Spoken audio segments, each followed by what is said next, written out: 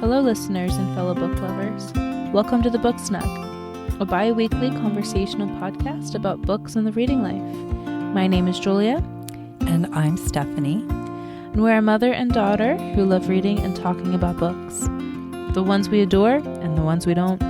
We're delighted you're here, so grab your favorite hot drink or ice-cold beverage and settle in for another cozy, bookish chat.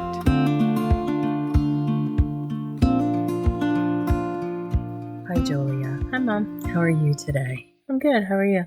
Good. Happy Thanksgiving. Happy Thanksgiving. We have so much to be thankful for, and it's good to take time to just remember all those blessings. Mm-hmm. Yeah. What are you drinking today? I'm drinking a chai because I always seem to be drinking chai when we record. I'm drinking a winter tea by Twinings. I think it has cinnamon and cloves and just Christmas spices. So Nice. I don't know about you, but I need a little help getting in the Christmas spirit this year. I don't know what's wrong with me, but I just feel very humbuggy. All right, Scrooge.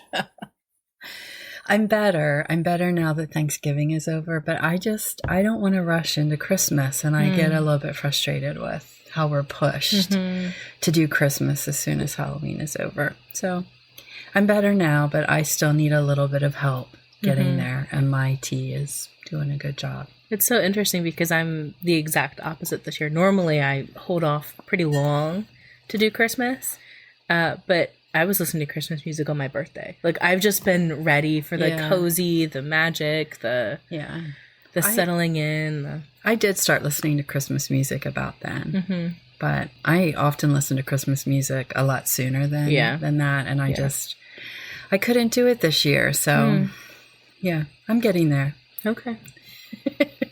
Whatever you say. Well, listeners and Julia, today we thought we would talk about Gothic literature because it just seems like Gothic stories keep popping up this time of year, definitely around Halloween, but I think the whole Gothic theming fits all of fall and winter too, considering the settings and some of the things that are going on.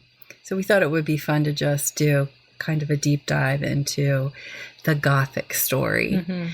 And we are going to use Jane Eyre by Charlotte Brontë as the book that we're going to pull examples from as we talk about the different themes and components of what makes up a true Gothic tale. Were you going to say something? Well, I was just going to say that generally November is when I will read Gothic lit. So I'm in the middle of the 13th tale right now by Diane Setterfield. Yes. And I didn't know, as I started reading that book, the similarities it was going to share with Jane Eyre. So it's been a very interesting experience to read those two books kind of not at the same time, but like at the same time. And then knowing that this topic was coming up, it's been a really cool moment where my reading is reflecting what's happening in my life and playing off of each other. So that's been really cool. Yeah, I love serendipity like that. That always just makes reading so much more fun when there's other things that are happening that match with what you're reading about. Before we get into the topic of Gothic literature and Jane Eyre, I thought it would be fun just to mention a couple of places that you can experience the story of Jane Eyre without having to pick up a book. If you've never read it before, and after hearing our discussion, you think you would be interested in experiencing this story, I have 2 audiobooks that are great listens. And then we have at least one movie that we would recommend. If you really don't feel like you can tackle a classic right now, which I absolutely understand. The 2 audiobooks I would recommend come from Audible and LibriVox. You'll have to pay for Audible. I think this is an Audible original. Jane Eyre, the narrator is Tandy Newton, and she does an excellent job. Excellent job. And then the LibriVox version, which is free, is narrated by Elizabeth Klett. I think she is an actress, a voice actress, but she does do free book readings on LibriVox, and she does an excellent job. Jane Eyre is particularly nice to listen to because it is written in first person. So when you're listening to the book, it just sounds like somebody is telling you their story. Everything is I did this, I experienced this, I felt this. And it's just nice to hear that in an audiobook. Well, and the other thing about Jane Eyre, too, as you're reading it that I have always really appreciated is towards the end of the book, there's a phrase, maybe it's a spoiler, I don't know, but the phrase of reader, I married him. Yes. So the story in and of itself feels like a letter that's being written to the writer. So in that first person experience, you're getting what feels like a letter over an experience over a period of time. And so it does add to that very intimate experience, yes, too. I agree, 100%. Then, of course, we've mentioned our favorite Jane Eyre movie, I think, on the show numerous times, but we're going to mention it again. It is the Jane Eyre with Ruth Wilson and Toby Stephens. And you know what? I failed to write down the year that it came out, but I will do that in the show notes. I think, even though it is not absolutely true to the story, I think that it does a pretty good job. It's pretty close. Yes. And just the passion between Jane Eyre and Mr. Rochester in this particular movie is spot on. Yeah. Very, very good. There are numerous other versions that you can watch. You just have to Google Jane Eyre movies and there will be list after list. And everybody has an opinion on what is the best one. So do your research, but we personally just recommend the version with Ruth Wilson and Toby Stephens.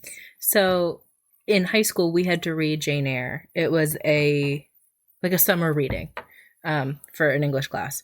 And obviously, I had read the book a couple of times before that, but when Mark came through, he elected to watch the movie instead of reading. Yes. And the Ruth Wilson version was the movie. It's the version that we have. Yeah. And he and I watched that together. And honestly, I think if you have to read Jane Eyre for school and just don't feel like you have the time to read a classic or don't feel that you would be able to for whatever reason, that movie specifically, I think, would be able to equip you with enough knowledge of the story to feel that you could go into the class prepared to take enough. A test. Yeah. I mean, you're going to miss some of the writing styles or heavier thematic elements, but you'll get enough of the story to know to be able to have discussions about it. And certainly the big plot points you will experience in the movie. Yep.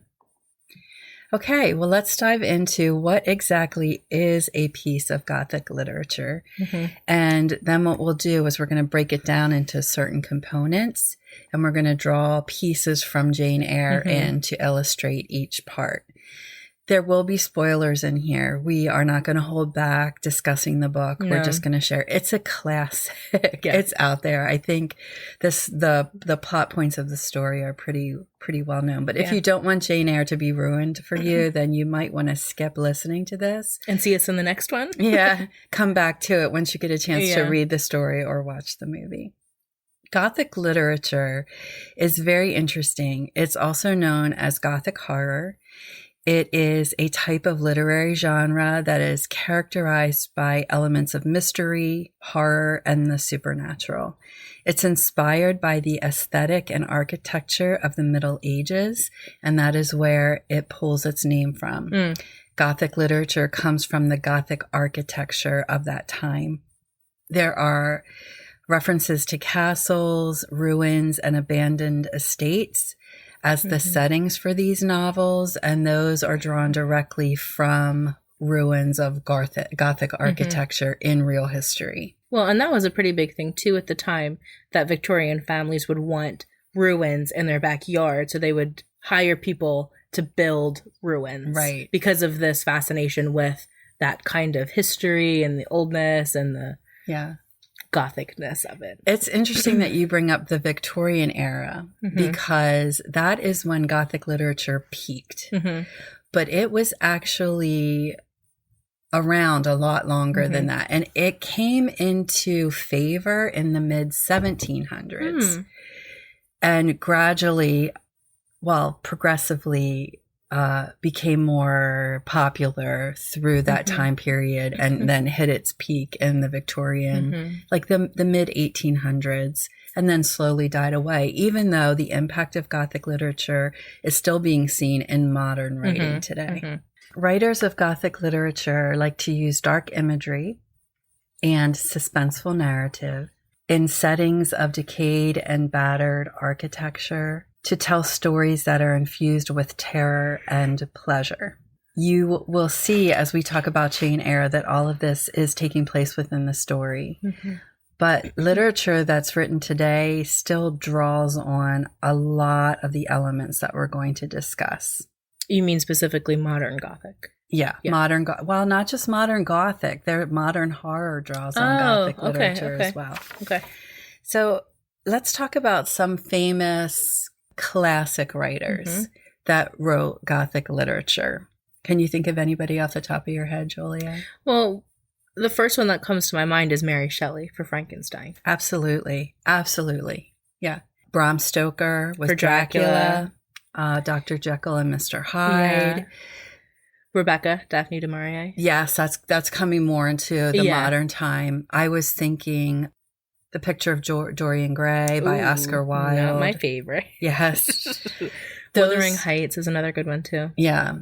Two of the stories that are most attributed to starting this whole Gothic literature trend are The Castle of Otantro by Horace Walpole and The Mysteries of Udolpho by Anne Radcliffe. Now, I have never read either one of those.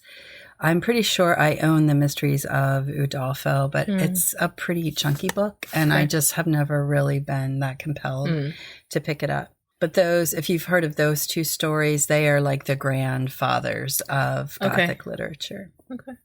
Then some of our more modern writers who really lean hard into Gothic theming are Neil Gaiman. Mm-hmm. What book did you just read, Julia? We Have Always Lived in the Castle by Shirley Jackson. Yeah, she's big into all those Gothic elements. Stephen King uses them a lot. So we do have writers today. I would say Anne Rice, too, who wrote Interview with the Vampire and a lot of other horror from the 1980s, 1990s, also drew heavy on Gothic elements. There are a lot of writers who are still using the theming today in their fiction. Would you classify Poe as Gothic? Yeah, I think he does have definitely a Gothic feel to his writing. So as I was thinking of list of examples, I was thinking of Fall of the House of Usher. And I feel like that meets some of the criteria here. Yeah. So, but I know that he falls into a couple other categories as well. And definitely an American writer. I think a lot of the writers I listed early on were English. Yeah. But Americans definitely jumped on board. And we have our own style of Gothic literature called Southern Gothic, which pulls all of the elements of Gothic literature and then focuses on specifically Southern issues like racial tension, class inequality, that all comes into play in Southern Gothic. Okay. I think that we covered that pretty well. Some of the other subgenres that you will see in Gothic literature are Gothic romance, the Gothic ghost story, American Gothic literature. I already mentioned Southern Gothic literature. And then there is a subgenre specifically called Gothic horror, where the horror elements come to the forefront. But a lot of times people associate Gothic literature with some kind of horrific element anyway. How would you describe the difference between Gothic literature and dark academic literature? Dark academia is based specifically in a school setting with an obsessive focus on something that is driven by the educational structure of the school. Whereas Gothic literature very rarely takes place in a school setting. It's usually taking place in a crumbling mansion or a castle or a cathedral or a theater. And it's not within solely an educational setting. So that's basically how I would separate them, but I think you're going to see a lot of the same similarities. Elements. Yeah. And a lot of the elements that we're going to talk about really came to the forefront in the Victorian era, and you'll see as we work through these why they would be so conducive to the cultural norms the gender norms of the time. Mm-hmm. Yeah. Well, before we dive into what is a Gothic novel, let's talk just a little bit about Jane Eyre, because I think we need to give a synopsis of the story before we try to fit it into our Gothic elements. Do you want to give a synopsis, Julia, since this is your favorite book of all time? Well, I think I should start off by saying that I have always really resonated with Jane as a character. I think her and my personalities are very, very similar, at least in how Jane is written. I've always perceived her to be very much like me. The story starts off with Jane living at her aunt's house called Gateshead, which was, I'm going to call it a manor home because she had a Mrs. Reed has a set of staff, and Jane is essentially a ward of the home. She's an orphan, and Jane is not treated very well by Mrs. Reed and has some unpleasant experiences in Gateshead, such as being locked in what is called the Red Room and having what is understood to be a paranormal experience in the Red Room. As a punishment. Yes. And through a series of events, the idea comes for Jane to go to school. And it is an idea that is from Jane herself, but is then taken by Mrs. Reed and kind of pushed in her own direction. And so Jane is sent to Lowood Institute for essentially underprivileged girls. Yes. It's a charity school. Yeah. And it not is underprivileged, orphaned. They either have to have both parents deceased or one parent deceased. Right. There's no good system, familial system to take care of these girls at home. Right. And it is an underfunded institute, so they're always receiving burnt food or poor rations, and is very strict in education. Jane is labeled as a liar in front of the entire school, but has some bright spots such as a friend and a teacher who just really pour into Jane and see her as not what she's being labeled as. Yeah, as worthy of friendship and love and care. Yeah. Jane stays at Lowood for a number of years and goes on to become a teacher, and eventually decides that she wants more in her life than to be just a teacher. She puts out an advertisement to be a governess, and it is accepted by a Mrs. Fairfax. Thank you. I had a sudden blank on the housekeeper's name. Mrs. Fairfax, with the position to take care of a little girl, and Jane accepts it. And when she gets to the house, to Thornfield Hall, she sees that it is an extravagant home, but not falling down, but old. Yes. And Mrs. Fairfax, though very pleasant, is clearly just guarded. Adele, who is a little girl, is very nice. And then Jane meets the master, Mr. Rochester, and they don't quite get along very well at the beginning. Because she doesn't understand him. Right. And he's very brooding and very brusque and sardonic. Yes. And can come across as very rude and cruel almost. And he plays games with her. Yes. Yeah. Yeah. I think what I probably should have mentioned a little bit ago is Jane is very, how do I want to say this? She's willing to rise to the challenge, but she's going to do it in a very kind of quiet, confidently passionate way. She's not a very loud personality. Right. And it takes her a long time to warm up to Mr. Rochester, I think because of that. Because he's very passionate, very changeable. Yes. And she's, like I said, she doesn't understand him a lot of the time. Yeah. Mr. Rochester also has the habit of only being home for maybe 2 weeks at a time and then is gone again. And they kind of begin to find that he's staying at the house longer and longer and longer. There's some romance that happens in the story, some rumored romance between Mr. Rochester and another woman. And then this kind of all culminates into Mr. Rochester proposing to Jane. And it's a beautiful scene and fabulous scene. And there's a lot of symbolism in the story as well.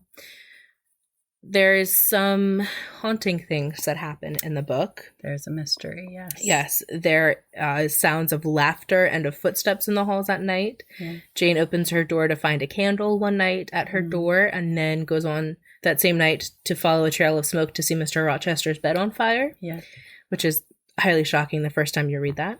And then somebody comes to visit and is attacked in the middle of the night. That Mr. Rochester includes Jane in the process of saving him. But you don't know who does the attacking. Right. You don't know who set the fire. So there's a lot mystery. of...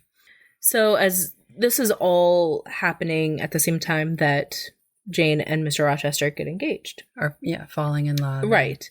So we get close to the wedding, and Jane wakes up one night to find the veil that they had purchased ripped in half. And that is freaking her out a little bit. Yeah. They get to the wedding, and somebody interrupts the wedding and says, "Oh, Mr. Rochester, you're already married." And then we find out what's been happening in the house. Right. So we do find out that Mr. Rochester is married, and his wife is kept in one of the towers in Thornfield. And she is indeed the woman that's been doing all of these things at night. Because she is insane. Yes. And Jane is fully heartbroken. And there's a level of, because she is religious, she finds deep hurt in the fact that she almost sinned. Yeah. And so she runs away.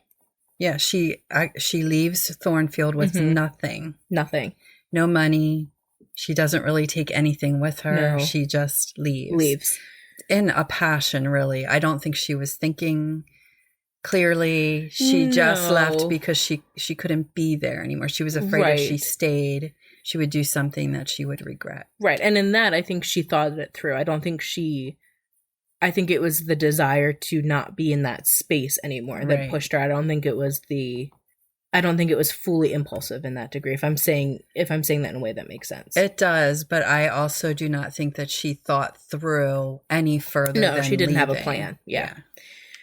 Which is obvious by what happens next. Yes. So she is wandering the English moors, which can be kind of unforgiving, as we see in a couple other Gothic stories. Yeah. And she is all but prepared to die. And somebody finds her and takes her back to a little cottage on the moors. His name is St. John. And when she comes to, she doesn't remember her name. She just knows that the initials in her dress, J.E. So they start calling her Jane Elliot. And Jane decides that she's not going to live on charity, so she takes a job as a teacher in the little village. And things are kind of settling in. It's St. John and the housekeeper and two sisters. And through this kind of recovery, they find out that they're all related. And somebody has left Jane quite a bit of money. Her uncle. Yes. And St. John proposes marriage to Jane. Now, he is a minister and was planning to take Jane with him to, I believe it was Africa, for missions. And Jane, who though she's always been very controlled, was looking for that passionate love. And she's like, it would not be a marriage that would make me happy. And so she decides to go to Thornfield to see Mr. Rochester before she makes her decision. And here's Mr. Rochester calling her before she gets there. Right. And when she gets to town and sees Thornfield, it has been burnt. To the ground. Yes. And she's devastated, and she comes to find a little cottage on the grounds where Mr. Rochester is living, and he's been badly burned and is blind in either one eye or both.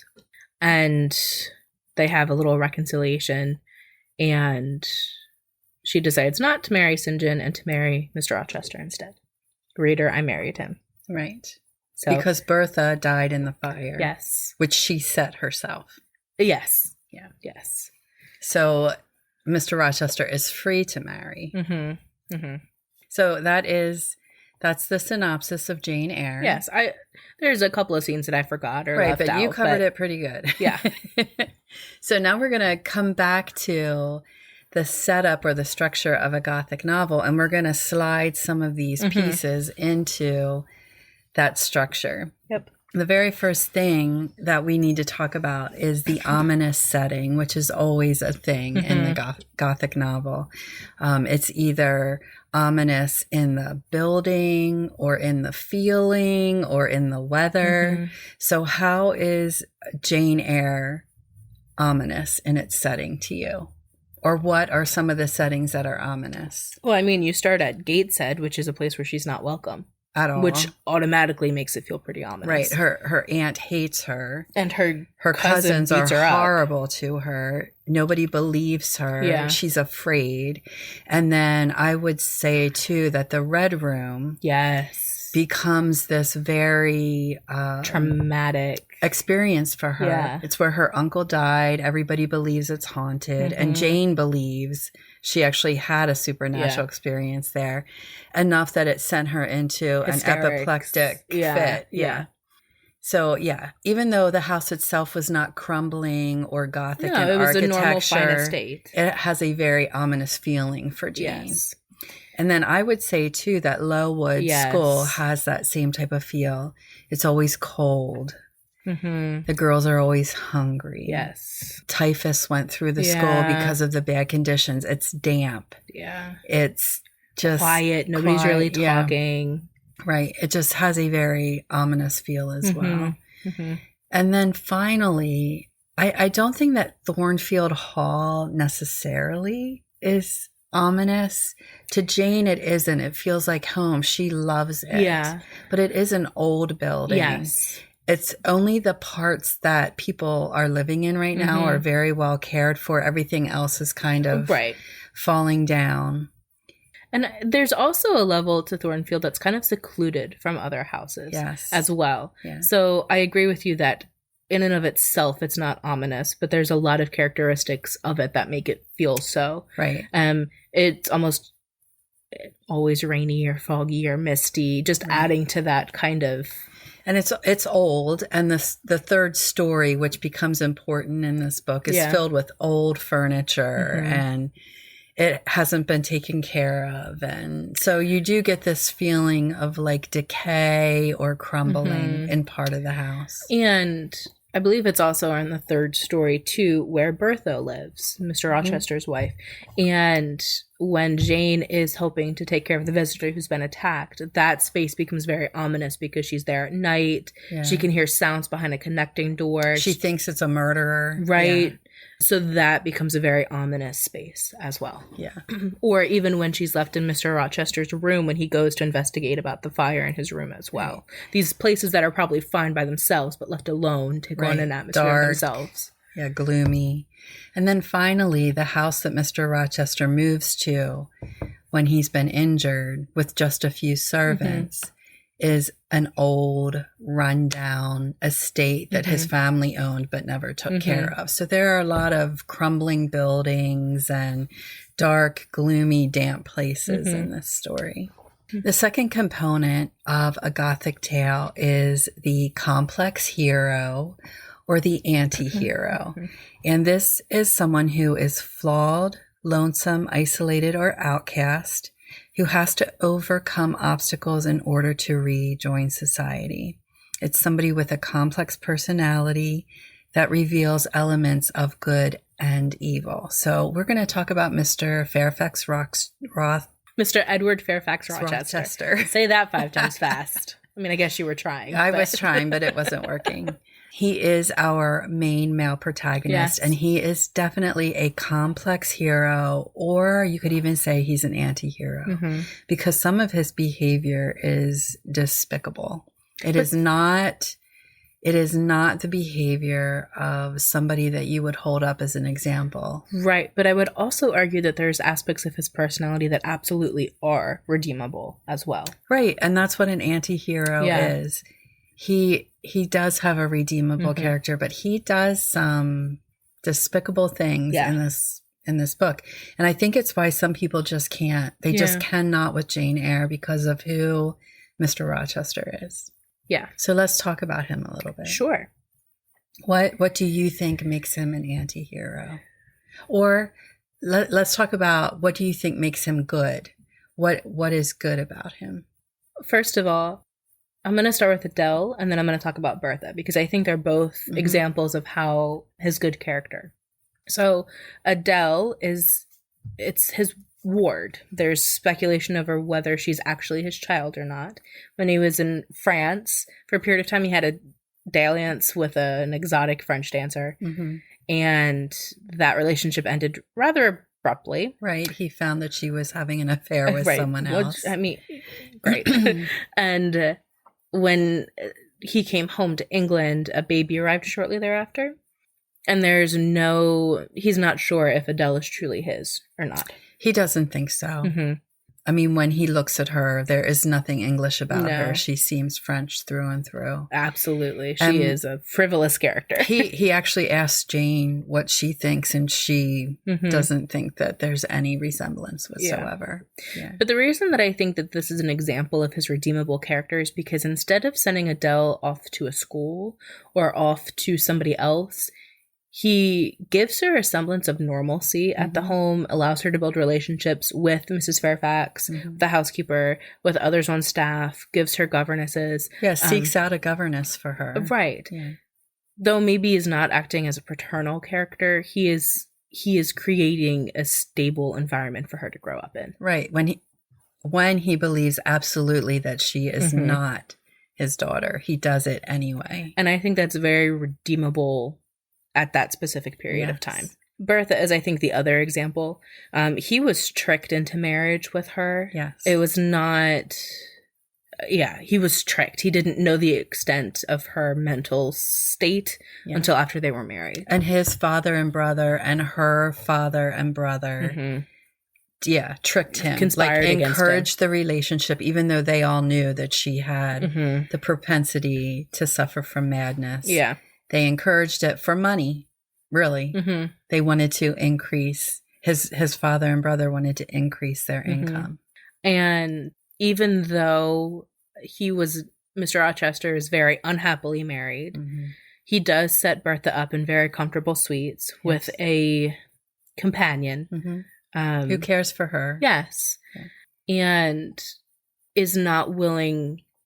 rather has not considered, I don't think, the possibility of divorcing her because of what that would mean for both of them. Or placing her in an institution where she would be mistreated. So whether that reflects on his decision to marry Jane on top of all of that, I'm not sure. Yeah. But I think at the root, his hesitation at divorce or at getting rid of Bertha in any other way does speak to some level of care.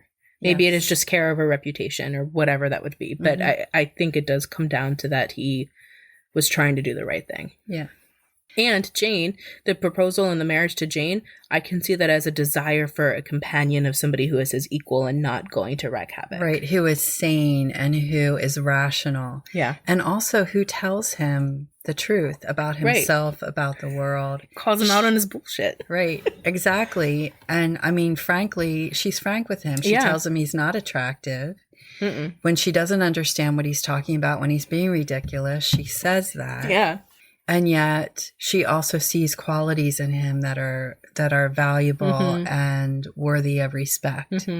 That from the very beginning, he treated her like an equal, except the way he commanded her. And he apologizes for that.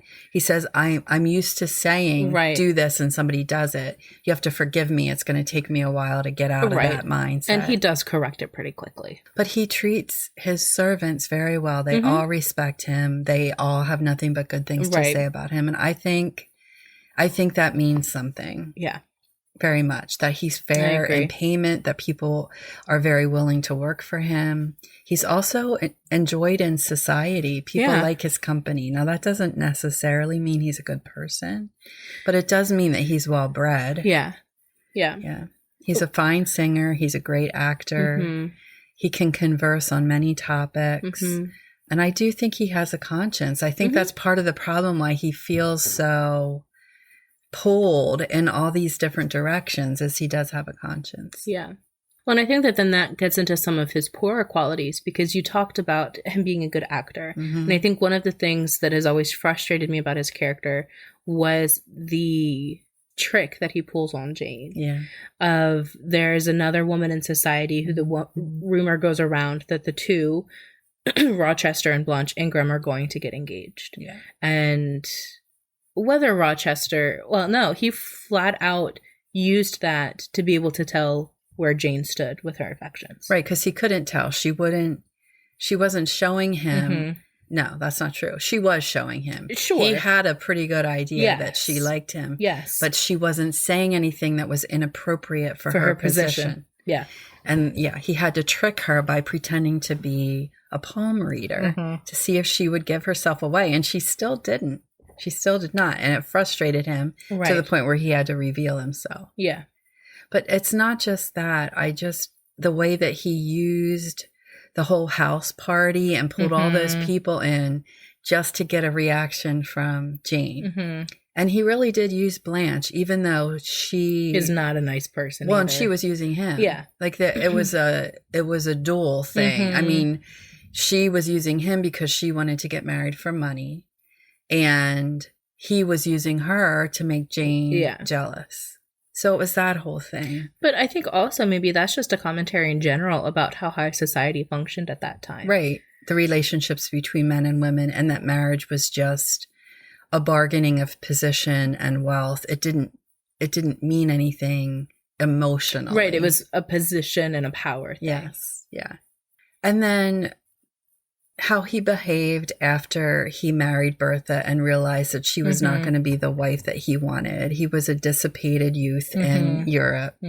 But he does recognize that. He doesn't sugarcoat it. He does occasionally treat Adele poorly, only because I think she frustrates him. Yeah. He is not a man who's used to having children around him. And she reminds him of her mother, even though he has no feelings for her anymore. There's just some complicated stuff there. Well, and Adele is incredibly frivolous. She loves her gifts and her pretty dresses and performing, and I don't think that's much of Mr. Rochester anyway. Yeah.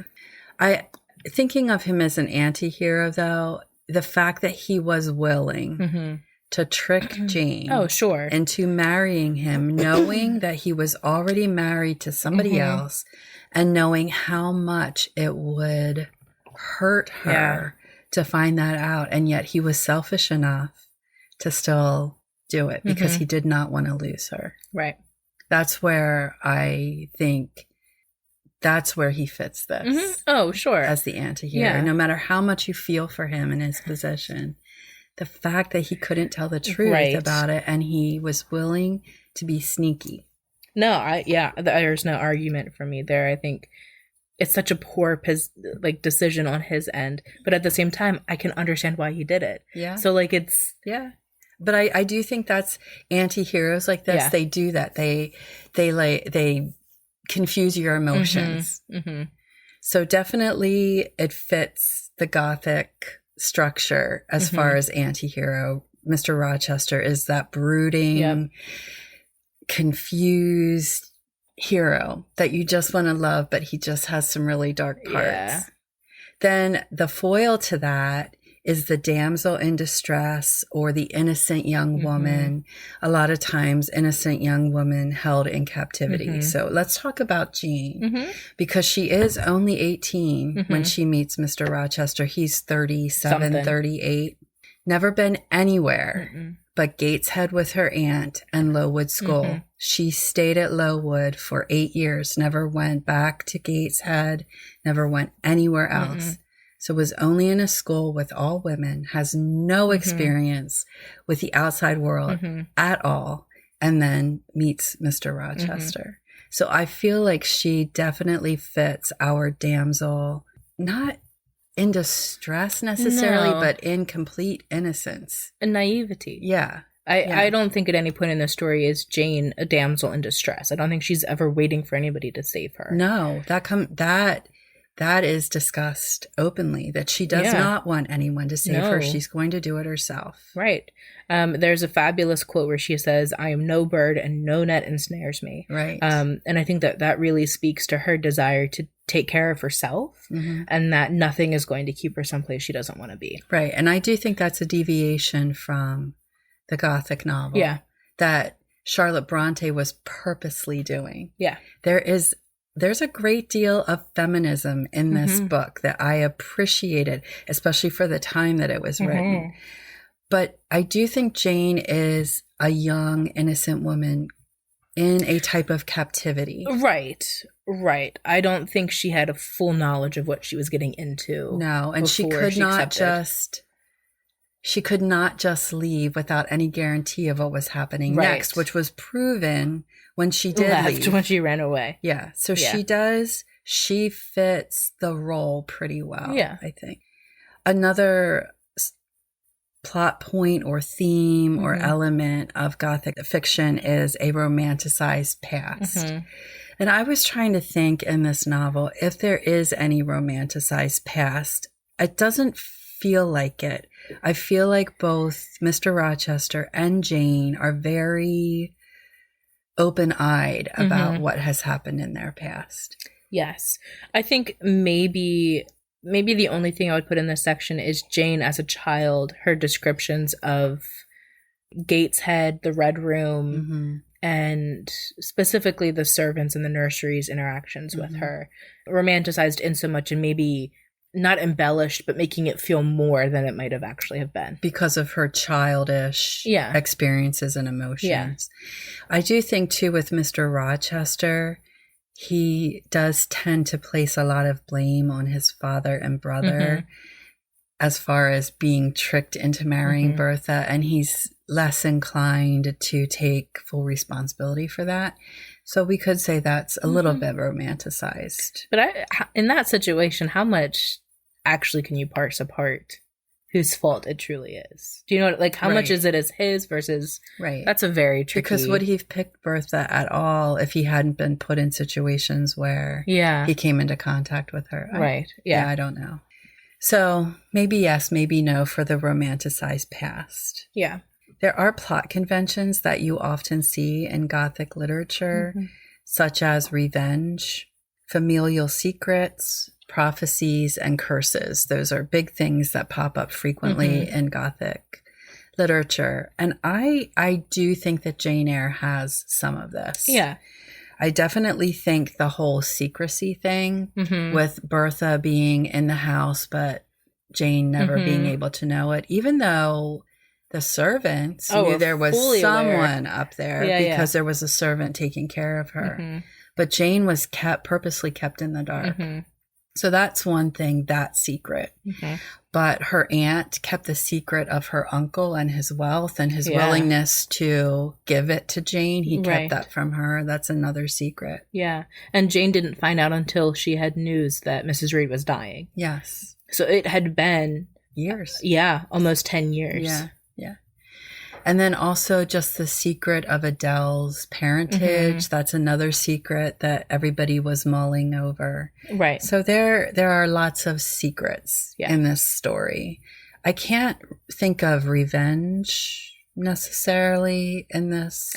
I think Mrs. Reed mentions it when Jane is by her deathbed, but it's not anything that Jane herself is after. I think the idea is brought up by Mrs. Reed, but that's about it. Right. Prophecies. I am going to say Bertha does do a type of haunting. Yes. Especially if you watch the movies. It's always, her part in the story is always presented as very supernatural. Yeah, very eerie. Eerie, scary, ghosty. Yeah. So even though she is not a ghost, she is haunting that house. Yeah. And she haunts Mr. Rochester, and because of that, she is haunting Jane Eyre too. So I would say in that respect too, it fits the Gothic plot point of haunting, prophecies, that kind of thing. Yeah, I would agree. There are also common themes that pop up, and some of these are very strong in Jane Eyre. So I'm just going to read some of the themes that you see in Gothic literature, and then you can just jump in wherever you want to. Sure. Curses, prophecies, insanity, psychological flips and twists, damsels in distress, women as victims, doppelgangers, and fallen societies. I mean, insanity we talked about with Bertha. Yeah, very strong theme. Damsel in distress, Jane runs away. But even then, I think we just have to set the distinction of she's running away because of her choice, not because of external factors. Right. But she is in true distress. At that point, yes. Yeah. But I think it's a little bit, I think her choice to run away is emotional distress versus like environmental distress or it is relational distress, but not in like I'm escaping for my safety kind of a thing. Yeah. And women as victims, maybe Bertha. I think maybe Bertha is a victim in all of this as well, because she's been really confined to a very small set of rooms and has very limited human contact or communication, and is kind of really getting a very short end of the stick. So she would probably fit into that. I would also say Lowood School. Mm-hmm. All of those girls suffered horribly under the dictatorship of Mr. the Brocklehurst. treasurer. Yeah. He was cruel. He made them cut their hair because one poor girl had naturally curly hair and he felt it was too vain. When his own daughters were ridiculous. They weren't fed well. They weren't kept warm enough. I mean, thank goodness it didn't come across like they were treated physically too bad. Like they weren't abused that way. I mean, there were some of it. Corporal punishments that happened, but just in general, they were basically punished for being women at that school. And it does change. I forget how the hands change when, but it does change. When all the girls die from typhus, they do an investigation and they decide that Mr. Brocklehurst is incapable of doing it on his own and they form a committee. Bravo. Yeah. So I think that we see women as victims at the school. I think that Charlotte is definitely saying something there about the society in general and how unwanted girls are treated. Yeah. So horror is the next element that you see with Gothic literature. What do you think about horror, Julia? I think some of the horror that comes in the Red Room for Jane when she's a little girl, but when Bertha is revealed and her situation and Jane sees her for the first time and realizes what she almost did. She almost married Mr. Rochester when he had a wife. And when he saw the situation of his wife, that was horrific for her. Yeah. That was probably the most horrific experience in the book. For me, the most horrific experience was when she left and had nowhere to go, no money, no food. And she was actually like begging at people's doorways and finally fell asleep in somebody's threshold. Yeah. That was the most horrific experience for me. Yeah. I mean, there's this scene in the Ruth Wilson movie. The actress, Ruth Wilson, does a phenomenal job of demonstrating the full emotional breakdown that's happening in that scene. And I read the book after I watched the movie for the first time. And so I kind of already knew how things were going to play out. So I think the book, experiencing it in the literature, was dulled because I knew the story. But those scenes are exactly right in the reality of the situation. I mean, it puts the pieces together of Mr. Mason being attacked, of the candlestick and the bed being lit on fire, the laughter at night. Like, it puts all of that together. And you almost in that moment think maybe a ghost might have just been better. Yeah. And so there is some of that, the horror of reality being scarier than supernatural. Yeah, that's very true. Another element of Gothic literature that I find extremely interesting is the investigation or the exploration of romance and sexuality. Now, this usually is occurring within a heterosexual context. And especially in the Victorian era, which could be so closed to true feelings of romance and lust and sexual attraction. I find it interesting that Gothic literature exposed all of that or exposed people to that. And I think Jane Eyre is extremely sexy. Like the talk between Mr. Rochester and Jane, very passionate. You can just feel the sexual tension. You can cut it with a knife. I mean, it is very intimate without being 50 Shades of Grey. It's very emotionally intimate. Yes. They are definitely soulmates or kindred spirits. The other thing about the romance and sexuality within Gothic literature is women are always presented as these pure, unspoiled creatures, and the men are always somewhat predatory. Mm-hmm. Do you think Jane Eyre fits that? I do. I actually do. Just if you don't look at anything else, but just look at the ages and the experiences of the two players. And even if you look at the positions, master of the house versus governess, there is a power play there. Absolutely. And Mr. Rochester is a middle-aged man and Jane is barely a woman. Yes. Mr. Rochester has been around the world and Jane has been at Lowood. Yes. Although I would add in the caveat here, all of that is true. I don't disagree with any of that. But Jane, I don't think is this rosy glass, like rosy cheeked, doe-eyed, kind of pure, kind of, she might be naive and she might not have a true knowledge of the world, but I would argue that she is not. When I think of the phrase pure and helpless and whatever, I think of this is going to sound so awful, but of all of the heroines or all of the women in like the 1940s movies who just like swoon and fall over everything. Like that's not Jane. Yeah. She might be pure and she's not helpless. No. Or hopeless. No. Yeah. She is very determined to do life on her own terms and to figure things out and to be independent and to be self-reliant. Yeah. And so even though like she's in this very complicated predatory situation, she can definitely hold her own in it too. Right. The other way I feel like it's predatory is she does not have all the information. No. And Mr. Rochester does and is withholding. Yes. And she has no family either. Right. So she has no protection beyond herself.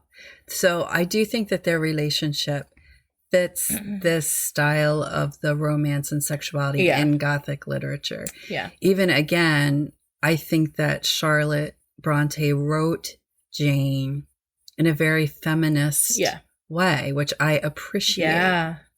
I just want to read one passage. It's a very famous passage from Jane Eyre, but I just feel like it kind of encapsulates the passion that they have for each other. And it's coming from the part in the book right before Mr. Rochester proposes to Jane. And he says, I sometimes have a queer feeling with regard to you, especially when you are near me, as now.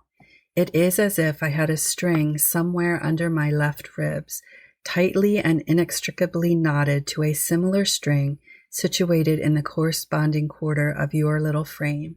And if that boisterous channel and 200 miles or so of land come broad between us, I am afraid that cord of communion will be snapped.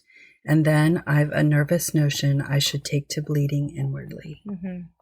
So that's just a small portion of the passion and connection that Jane and Mr. Rochester feel.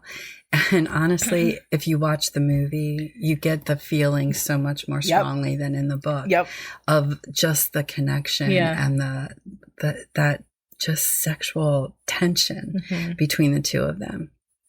Yeah. Oh, it's so good. When we think of classics, we can think of writing that's really dull or difficult to get through. And or not meaningful for us in the modern age. And the quote that you just read is, I think, very applicable to couples today. Or you can still very much sense that desire and the emotional and romantic need for another person. Like, this story's so good. Okay, well, let's continue on. We're going to leave romance for a minute, and we're going to talk about the fact that Gothic literature focuses heavily on symbolism. And we could do a whole show just on the symbolism of Jane Eyre, but we're going to pick just a couple things, a couple big things, I think, in the story. And one of the symbols that I picked up and I think plays all the way through is the symbol of the bird. Yes. In the very beginning of the story, when Jane is a little girl, she finds a book about birds that she is reading. She loves to read because she loves the images. It's also the book that her cousin hits her on the head with and causes the whole Red Room fiasco. Yeah, the whole Red Room fiasco. Mr. Rochester compares Jane to a bird frequently. Birds play a part when Aunt Reed is dying. Her one daughter has a bird that she pulls out of the cage and plays with. And Jane describes herself as a bird, or she says she is no bird, that she isn't living in a cage. So the whole concept of the bird and being free or not free, being caged or not caged is a big theme and a big symbol in the story. Another symbol I thought of was the Red Room. Do you want to talk about that at all as a symbol? That's actually not one that I've picked up on as a symbol before. Okay. Other than kind of the initial haunting paranormal experience. Right. But I don't think I've ever picked up on it as another symbol. Well, the Red Room comes back to Jane whenever she's in a situation that is scaring her or is making her extremely uncomfortable. And it seems to be a symbol of confinement and punishment. So the Red Room is a symbol of bad feelings, bad experiences. And again, like I said, it comes back to Jane whenever she's faced with something that she doesn't like and feels like is out of her control. So it would be anything that is uncontrollable for her. Gotcha. Do you have any symbols that you can think of? The one that I always think of the most clearly is the tree. Yes, the chestnut tree at the garden. Yes. And perhaps this maybe acts more of a premonition than a true symbol, but it is the tree that they're standing near when Rochester proposes. And during that conversation, it starts to rain, and when they get back in the house, it's struck by lightning. And that, for me, has always just been one of the most profound symbols of the direction that the story is taking, but also right versus wrong, but also... this is going to sound maybe slapdash, but when God doesn't want you to do something, how obvious he makes it. Like it's lightning striking a tree. Right. I did not put this symbol together, but I read it when I was preparing for the show today, that the tree is also a symbol of Mr. Rochester. And that when he made the decision to marry Jane, knowing that it would be against her moral fiber, he was struck by lightning. That tree was struck by lightning, and then he became the broken tree that Jane had to take care of at the end of the story. Interesting. Yeah, I never would have thought of that. There are other big symbols. Eyes are important in the story. Jane, she puts a lot of credit on people's eyes. Bertha's are bloodshot because she's insane. Mr. Rochester's are dark and clear, and she reads a lot in his eyes. Food is another symbol. Abundant food means care and wealth and compassion. When you don't have food, that it's cruelty and lack. So there's a lot going on. I love to look at symbols in stories, but we won't take any more time with that. But Jane Eyre is filled with symbolism. Yeah. Gothic literature also has existential themes. Writers are always examining morality or mortality. They're comparing reality with the supernatural. They're looking at religion, whether religion is worthwhile or not. And a lot of times they're investigating philosophies. They're either comparing them or they're taking one and really digging into it. I feel like there are existential themes in Jane Eyre. Can you think of anything in particular? The morality just aspect of Rochester and his marriage is, I think, a very profound one there. And his willingness to just ignore it and marry Jane. Yeah. I think also religion is really heavy here as well, because it acts as Jane's kind of guiding star. Yes. Her compass. And so maybe it's a theme or a characteristic, I'm not sure, of Jane, but that's definitely a very heavy part of the undertone of the story as well. I was also thinking too, the comparison of the flesh versus the spirit. So thinking of flesh as passion, the passionate side of a person, and then the spirit is the soul or thinking side. and how the two main men in Jane's life, Mr. Rochester, and we didn't talk much about St. John, but he is this very austere, very focused man who wants to be a missionary. God is his central guiding light, but he is very cold and very unfeeling, and he has no passion, or his passion is very focused on one thing and one thing only, and it has nothing to do with the flesh. Right. I do think that in this story there is that parallel going on. Yeah. Because Mr. Rochester is all passion. Yeah. Like, he is ruled by his feelings and his emotions. We are running a little bit long today. I feel like we say this every single week. We need to just stop saying and it. Just allow reality to be reality. 2 more elements I want to go over quick associated with Gothic literature, because I do feel like Jane Eyre fits both of them. The first is extreme emotions. And in this sense, I think that Gothic literature becomes a sibling or a cousin to the sensationalism literature that became very popular in the Victorian era. A book I'm thinking of is The Woman in White by Wilkie Collins. That felt like sensational literature. So is The Count of Monte Cristo, I think. It borders on sensationalism, just the type of emotions that people are dealing with. But we see that also in Gothic literature. Can you give any examples of where you see extreme emotion happening in Jane Eyre, Julia? I mean, I think the proposal scene is a good example of that. Yeah.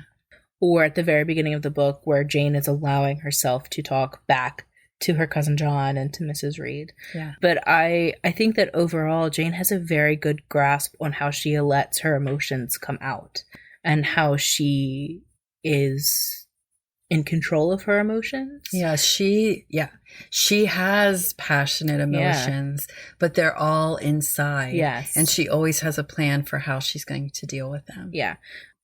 And I want to make that very clear, because I'm the same way. I feel very deep, deep things, but there's a difference between how that's presented and how you feel them.